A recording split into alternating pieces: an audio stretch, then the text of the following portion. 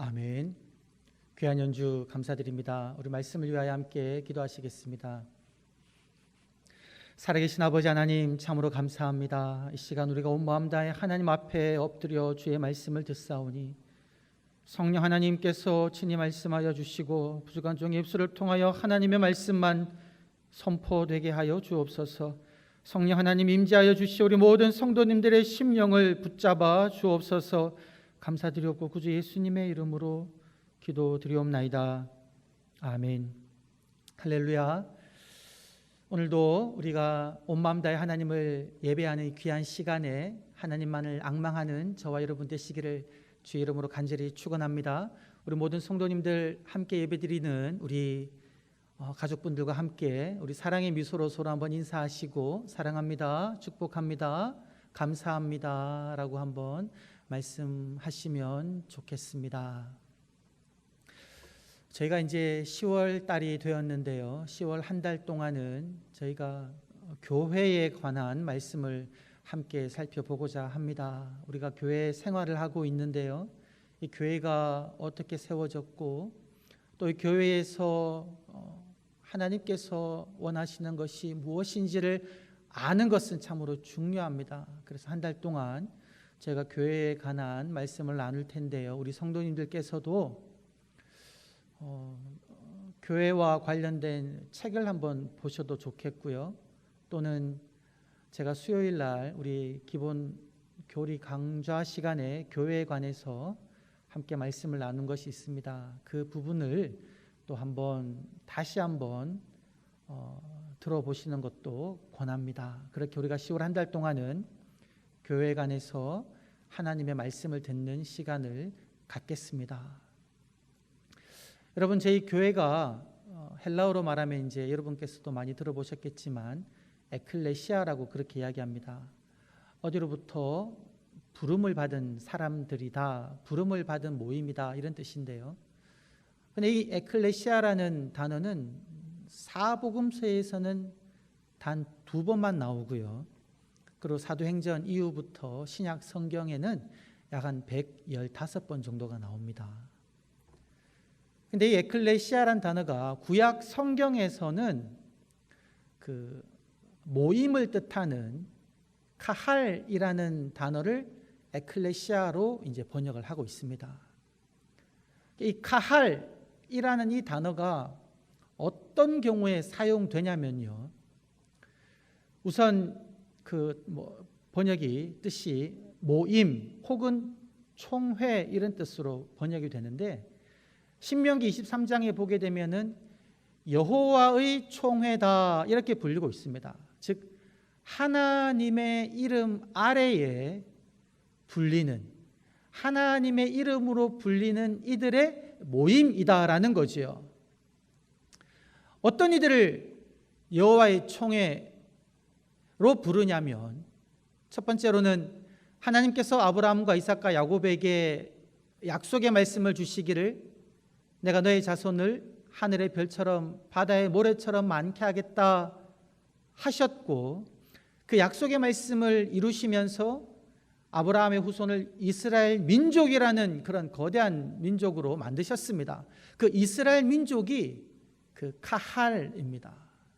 즉 약속의 열매이다라는 것이죠. 하나님 약속의 후손들이란 뜻입니다.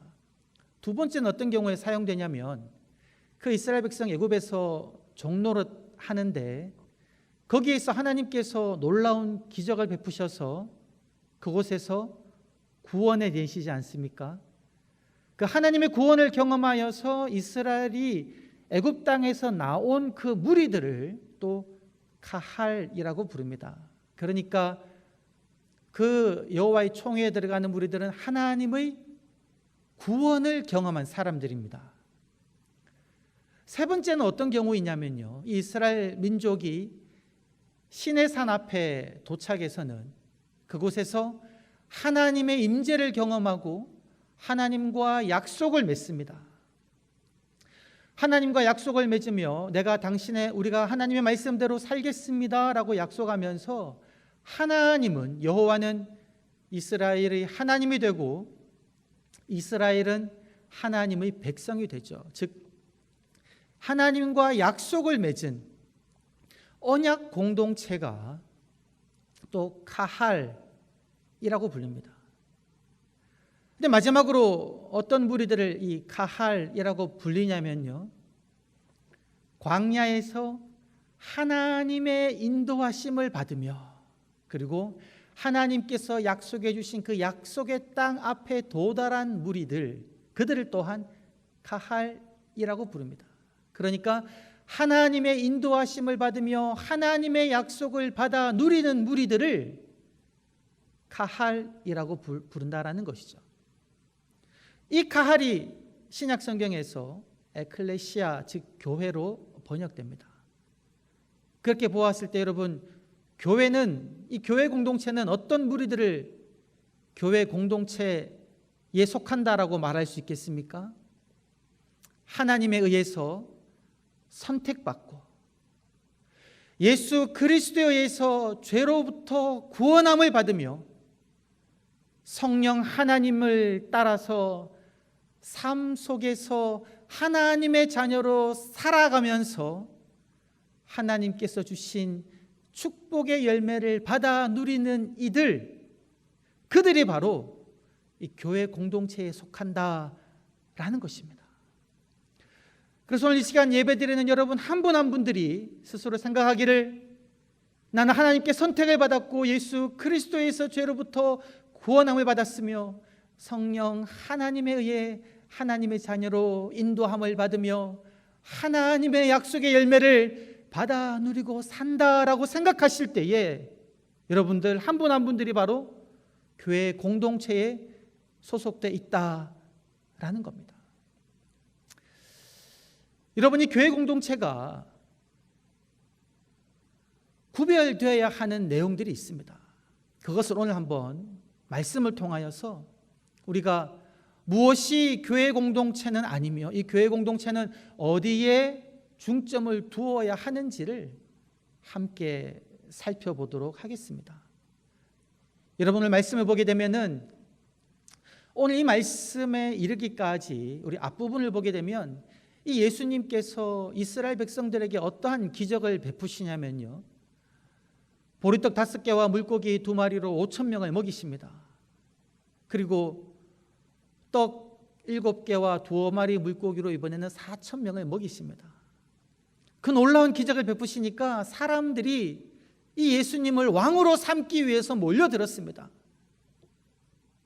그때 예수님께서는 나는 그들과 아무 상관이 없다라고 말씀하시면서 그들을 떠나가십니다. 이로 보건대 여러분, 우리 교회 공동체는 그 교회 공동체의 목적이 기적을 위한 모임은 아닙니다. 떡을 베풀기 위한 모임이 교회 공동체의 모임은 아니라는 것입니다. 예수님께서 그 무리를 떠나시고 배에 오르시사 건너편으로 가실 때에 제자들이 그렇게 이야기합니다. 주님, 우리가 먹을 것을 안 가지고 왔습니다. 그때 예수님께서 그렇게 말씀하시기를, 너희가 어찌하여 아직 떡이 없음으로 인하여 의논하느냐? 내가 보리떡 5개 그리고 떡 7개로 5,000명 4,000명을 먹였던 일을 기억하지 못하느냐? 나에게 있어서 중요한 건 떡이 아니라는 거죠. 그러면서 예수님께서 무엇이라고 말씀하시냐면, 너희는 바리새인과 사두개인들의 교훈을 조심하라, 이렇게 이야기합니다. 바리새인들과 사두개인들은 당시 종교 지도자들로서 율법을 철저하게 지킴으로 하나님 나라가 임하기를, 나라가 독립되기를 간절히 소망했던 그런 경건한 무리들이었는데요, 하나님께서는, 예수님께서는 그들의 교훈을 조심하라라고 이렇게 이야기하고 있다는 것이죠. 무엇을 우리가 알 수 있습니까? 교회 공동체가 주목해야 할 교훈은 위선적인 종교 지도자들의 교훈이 아니다라는 겁니다. 세 번째로 예수님께서 그렇게 제자들에게 바리새인과 사두개인들의 교훈을 조심하라라고 말씀하시고 난 다음에 가이사랴 빌립보 지역으로 가십니다. 이 가이사랴 빌립보 지역은 어떠한 곳이냐면요, 여러분, 그 이름이 의미하듯이 가이사, 로마 황제의 이름입니다. 그리고 빌립보 헤롯 대왕의 그 다음으로 이 지역 갈릴리 북동쪽 지역을 다스리는 왕의 이름입니다. 황제와 왕의 이름을 따서 이름 붙여져 있는 그런 도시라는 것이죠. 그 빌립의 왕국에 있어서 이 가이사랴 빌립보가 그곳의 수도였고요. 그리고 이 지역은 그 이스라엘 북쪽에 이제 헤르몬 산이라고 있는데 그 산에서 이제 물이 흘러내립니다. 눈이 내려가지고 물이 흘러내리면 거기서 흘러내리는 물로 인하여 수온이 아주 풍부한 지역이었습니다. 당연히 번성한 도시였죠. 그리고 그곳에서는 그 판신전이라는 곳이 있어서 어떤 신을 섬기는 그런 화려하고 웅장한 그런 도시다라는 것이죠. 그곳에서 제자들은 아마 이렇게 생각할 수도 있었을 것입니다. 예수님께서 하나님의 나라를 이 땅에 이루게 하실 것인데, 왜냐하면 예수님께서 처음에 오셔서 선포하시기를 회개하라 하나님의 나라가 가까이 왔다라고 말씀하셨거든요. 그래서 그 말씀을 들으면서 이 제자들은 이 가이사랴 빌립보를 보면서 하나님의 나라, 예수가 오게 할 이루게 할 하나님의 나라가 이곳 같으면 좋겠다라는 생각을 하고 있을 수 있었다라는 것이죠. 그 자리에서 예수님께서는 제자들에게 묻습니다. 사람들은 나를 누구라 하느냐? 그리고 난 다음에 또 묻죠. 너희들은 나를 누구라 하느냐? 지금 그곳에서 예수님께서 당신이 메시아됨을 드러내시는데, 그렇게 하심으로써 예수님이 오게 할 하나님의 나라는 세상 나라가 추구하는 웅장함과 화려함과는 다른 나라다라는 것을 가르치고 있다라는 겁니다. 예수님께서 제자들에게 너희는 나를 누구라 하느냐라는 그 질문에 베드로가 당신은 그리스도시요 살아계신 하나님의 아들입니다 라고 이렇게 고백을 합니다. 구약에서 하나님께서 약속하신 그 기름 부음 받은 왕, 기름 부음 받은 왕이 와서 다윗의 왕위를 영원히 하시고 이 나라를 회복시키시고 공평과 정의로 다스릴 그분, 하나님의 아들, 그분이 바로 당신임을 베드로가 고백하였다라는 것이죠. 이제 그 고백을 들으시면서 예수님께서 오늘 읽은 이 말씀을 하시는 겁니다. 너는 베드로다. 이 반석 위에 내가 나의 교회를 세우리니 음부의 권세가 이기지 못하리라. 내가 천국의 열쇠를 내게 주노니 네가 땅에서 무엇이든지 매면 하늘에서도 매일 것이고 네가 땅에서 무엇이든지 풀면 하늘에서도 풀릴 것이다 라는 그러한 약속의 말씀을 주셨습니다. 여기서 중요한 것은 무엇이냐면 베드로의 그 고백을 들으시고 예수님께서 내가 나의 교회를 세우겠다 이렇게 이제 말씀하셨다라는 것이죠. 여러분, 예수님께서 세우실 그 교회 공동체, 제가 앞에서 짧게 말씀을 드렸는데 이 교회 공동체는 기적을 베푸는 공동체, 먹을 것을 주는 공동체가 아니고 종교 지도자의 위선적인 가르침이 있는 곳이 아니며 세상 속에 웅장함과 화려함이 있는 그곳이 아니다라는 겁니다. 이 교회 공동체에서 우리가 주목해야 할 것은 무엇이냐면 바로 예수 그리스도에 대한 신앙 고백이 주가 되어야 한다라는 겁니다. 그런데 여러분, 우리가 이 교회를 생각할 때에 또 오늘 이 본문을 보면서 우리가 범하기 쉬운 오해가 있습니다. 혹은 알고 있다 할지라도 우리가 쉽게 범하고 마는 잘못이 있습니다. 그것은 무엇이냐면 여러분, 오늘 말씀에 따르면 분명히 예수님께서는 내가 나의 교회를 내가 세우겠다라고 말씀하시는데 우리들은 어디에 초점을 두고 있냐면 때로는 우리가 베드로에게 초점을 두고 있을 때가 참으로 많다라는 겁니다. 왜냐하면 이 본문 앞쪽에 베드로가 너무나 놀라운 신앙 고백을 하면서 예수님께 칭찬을 받지 않습니까? 바요나 시몬아, 네가 복이 있다. 이것을 내게 알게 하니는 혈육이 아니요 하나님이다. 하나님으로부터 알게 되는 놀라운 비밀을 이 베드로가 이야기했다라는 겁니다. 그래서 우리들은 베드로에게 주목하면서 교회가 베드로에 의해서 출발하게 된다라는 오해를 하기 쉽다라는 겁니다. 여러분, 우리가 사도행전을 계속 보게 되면 정말 이 베드로는 놀라운 일을 합니다. 오순절 마가의 다락방에서 성령이 임하시고 난 다음에 예루살렘 그 거리로 뛰쳐나가서 처음으로 설교하는 사람이 누구냐면 다름 아닌 베드로입니다. 베드로가 그 예루살렘 성내로 나아가서 외치기를, 여러분들이 못 박아 죽인 예수를 하나님께서 살리시고 주와 그리스도가 되게 하셨다. 여러분들이 회개하고 예수의 이름으로 세례를 받고 죄 사함을 받으라. 그리하면 구원을 선물로 받을 것입니다 라고 선포했습니다. 여러분, 이 선포를 듣고는 성경이 기록하고 있지 않습니까?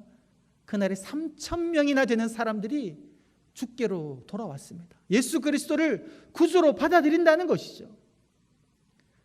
이걸로 끝이 나지 않았습니다. 사도행전 3장을 보게 되면 성전 미문에 앉아있는 안전뱅이를 베드로와 요한이 보면서 말하기를, 은과 금은 내게 없거니와 내게 있는 것으로 내게 주노니 곧 나사렛 예수의 이름으로 일어나 걸어라 할 때에 그 안전뱅이가 일어납니다. 이걸 보고 사람들이 몰려들었을 때에 베드로가 동일하게 이야기하죠. 여러분들이 못 박아 죽인 그 예수를 생명의 하나님께서 살리셨고 하나님께서 이분을 살리셨다. 예수는 주와 그리스도이시다라는 것을 선포했을 때에 비록 그 선포로 말미암아 베드로와 요한은 감옥에 갇혔지만 그 말씀을 듣고는 이번에는 5,000명이나 되는 사람들이 주께로 돌아오는 역사가 일어났습니다. 여러분, 이 정도의 일이 일어난다면 여러분들은 베드로를 어떻게 생각하십니까? 아마 오늘날로 말하면 많은 교회들이 이 베드로를 그 교회로 청빙하려고 할 겁니다. 요즘에 유튜브에 설교가 나오는데 다 베드로의 설교를 들으려고 할 것입니다. 사람들이 베드로에게로 몰릴 것이다라는 것이죠. 베드로에게 주목합니다. 베드로에 의해서 8,000명이나 되는 사람들이 주께로 돌아왔다라고 생각하며 베드로를 높인다라는 겁니다. 제 주변에 여러 가지 그런 일들을 많이 보게 됐는데요. 아마 여러분들도 많이 듣고 경험하실 것입니다. 어떤 목사님이 교회를 개척하십니다. 교회를 개척하시고는 정말 열심히 목회를 해서 여러분, 그 개척한 교회가 뭐 그런 뉴스 많이 나오지 않습니까? 몇 년 안에 1,000명, 2,000명, 몇 년 안에 5,000명, 10,000명 되는 교회로 성장시켰다라는 뉴스를 우리는 심심찮게 보게 됩니다. 그때 우리들은 어떻게 생각합니까? 야, 그 목사님 대단하시다 라고 생각하고요. 그리고 어떤 목사님은 그 목사님 스스로가 내가 이 교회를 세웠다, 내가 피땀 흘려서 이 교회를 여기까지 만들었다, 내 교회다, 이런 생각을 품게 되는 잘못을 범하게 된다는 겁니다. 주님의 교회라고 분명히 말씀하셨는데 내 교회라고 생각한다는 것이죠. 어떤 성도님은 시골에서 본인의 재산을 다 팔아서 다 바쳐서 교회를 세웁니다. 교회가 없는 마을에 본인의 가산을 털어서 교회를 세웁니다. 교회를 그냥 잘 섬기면 괜찮은데 그때 드는 마음이 어떤 마음이냐면, 내가 나의 가산을 투자해서 교회를 세웠기 때문에 이 교회에서 내가 주도권을 잡아야 되고 이거는 내 소유권이 있는 교회다라고 생각할 때에 그 교회는 제대로 된 사역을 하지 못한다라는 겁니다. 내 교회라는 생각 때문이죠. 여러분, 우리가 내 교회라는 생각을 할 때는 나의 소유권과 나의 주도권을 의미하면서 내 교회라고 생각하는 것이 아닙니다. 우리가 내 교회라고 생각할 때는 이 교회에 내가 헌신하고 내가 봉사하고 내가 하나의 밀이 되어야 되는 그 교회로 생각할 때 내 교회라고 말할 수 있는 것이죠. 여러분, 오늘 말씀을 보게 되면 예수님께서 베드로에게 너는 베드로라, 이 반석 위에 내 교회를 세운다라고 말씀하셨는데요, 너는 베드로라는 이 말을 어떻게 우리가 바꾸어 볼 수 있냐면 너는 한 반석이다, 이렇게 우리가 이해할 수도 있습니다. 왜냐하면 이 베드로라는 이 헬라어 자체가 반석이라는 뜻을 가지고 있습니다. 원래 베드로의 이름은 시몬이죠. 그런데 예수님께서 이때 너는 베드로라라고 말씀하십니다. 무슨 뜻이냐면 너는 한 반석이다, 반석이 되라는 거죠. 여러분, 이 반석이 의미하는 것이 무엇이겠습니까? 이 반석이 의미하는 것은 주는 나의 반석이시요 피난처 되는 그런 반석을 의미하는 것이 아닙니다. 예수님께서 베드로에게 너는 반석이다라고 말씀하셨을 때 그 반석의 의미는 너는 교회의 밑거름이 되라는 겁니다. 반석 위에 교회가 세워집니다. 나의 교회가 튼튼하게 세워질 수 있도록 너는 바탕이 되라는 거죠. 밑거름이 되라는 겁니다. 여러분, 반석을 한번 상상해 보십시오. 반석은 바닥에서 편편해야 됩니다. 계속 바닥에 엎드려 있어야 됩니다. 이 반석이 튼튼할 때 교회가 위에 이제 건물이 튼튼하게 세워지지요. 그런데 만약에 여러분 이 반석이 일어난다고 생각해 보십시오. 바닥에 튼튼히 엎드려 있던 이 반석이 갑자기 고개를 쳐들고 이제 내가 기지개를 펴야겠다라고 일어난다고 생각해 보십시오. 튼튼하게 세워져 있던 그 교회는 그냥 무너져 버립니다. 반석은요, 끝까지 엎드려 있어야 되고 바닥에 납작 깔려 있어야 됩니다. 무엇을 상징합니까? 한 알의 밀알이 되어서 썩어져서 교회가 든든히 세워질 수 있는 밑거름이 되는 것이 바로 주님이 말씀하신 반석이다라는 것이죠. 여러분, 우리들은 교회를 위해서 밤낮으로 기도의 반석이 되어야 됩니다.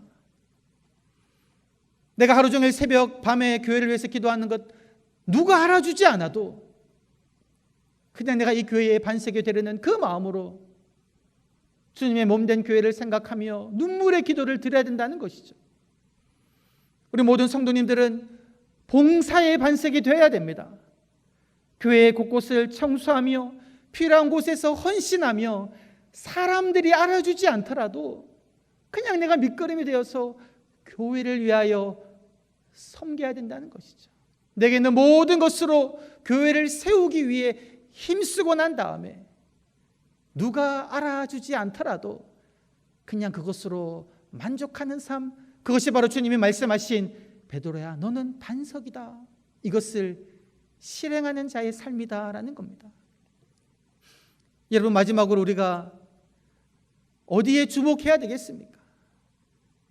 베드로에게 주목하지 아니하고 사람에게 주목하지 아니하며 내가 온전히 헌신된 반석이 되는 삶을 삶과 동시에 우리가 이 교회에서 주목해야 하는 것은 무엇이냐면 바로 주 예수 그리스도이시다라는 겁니다. 여러분, 베드로가 무엇이라고 고백했습니까? 주님은 당신은 그리스도 기름 부은 왕이십니다. 당신은 살아계신 하나님의 아들이십니다 라고 고백하면서 누구를 바라보냐면 오직 예수님을 바라본다라는 겁니다. 예수님만이 이 교회를 세우실 분이시며 예수님만이 메시아이시며 예수님만이 우리를 구원할 구원자요 하나님의 아들로서 온 세상에 빛을 비출 이시다라는 겁니다. 교회에서 주목받을 사람은 목회자도 아니요 직분자도 아니요 많은 공헌한 사람도 아니라 오직 예수 그리스도이시다라는 겁니다.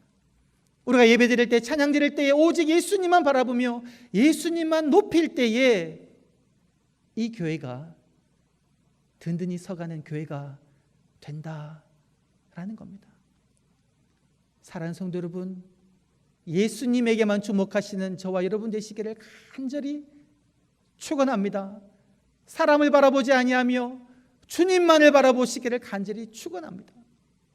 제가 요즘에 즐겨 듣는 찬양이 한 곡이 있습니다. 영어로는 이제 Waymaker라고 길을 만드신 분이라는 제목으로 번역된 찬양인데요. 이 찬양 가사에 제가 참 많은 감동을 받는데요.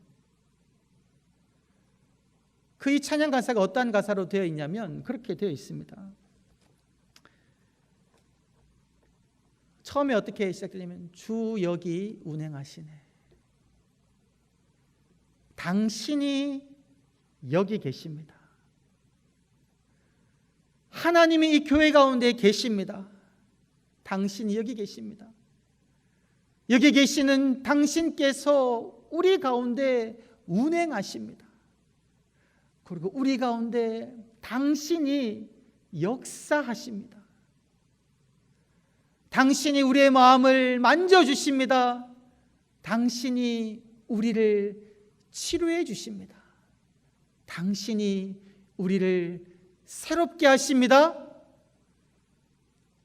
나 주 경배합니다. 그리고 이렇게 이야기합니다.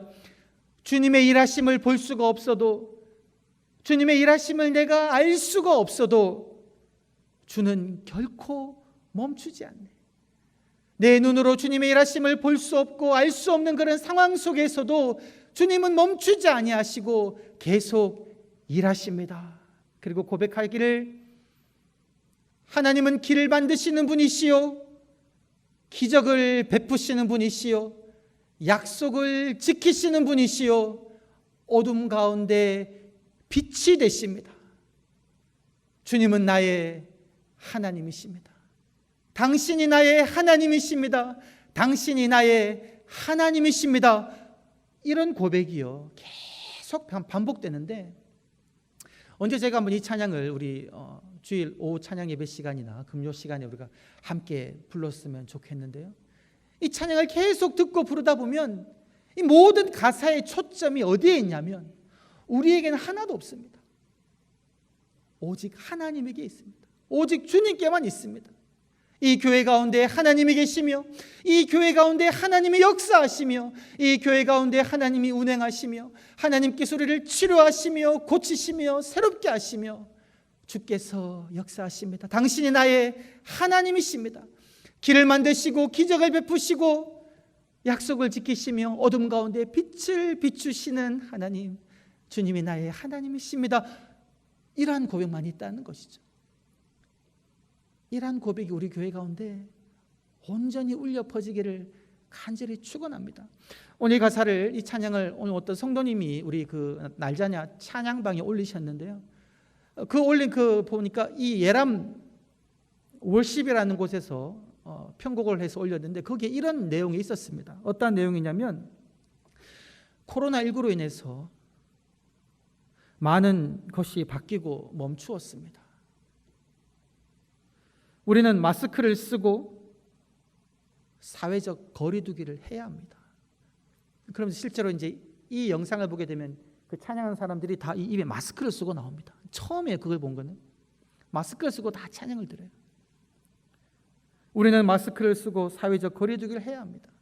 그 다음에 내용이 무엇이냐면 여러분, 그러나 우리가 하나님을 찬양할 때에, 그러나 우리가 하나님을 찬양할 때에 마스크는 우리의 찬양을 멈출 수가 없습니다.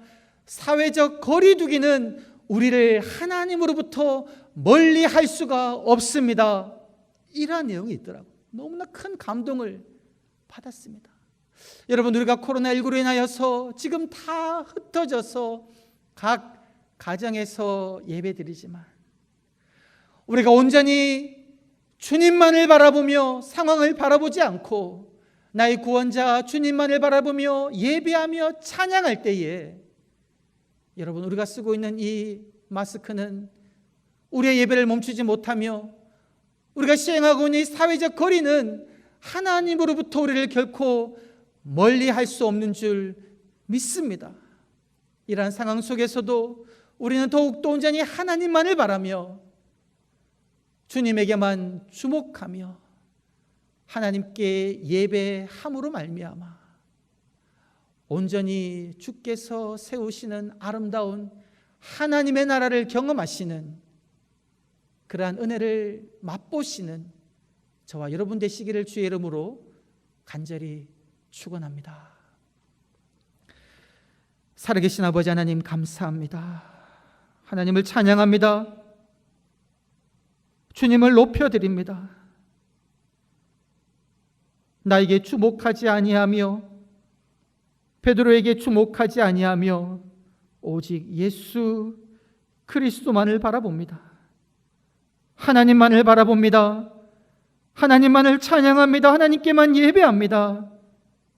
주님, 우리의 예배를 기뻐 받으시며 이 교회를 주님께서 세우시고 하나님의 나라를 맛보는 은혜가 있게 하여 주옵소서. 감사드렸고 구주 예수님의 이름으로 기도드리옵나이다. 아멘.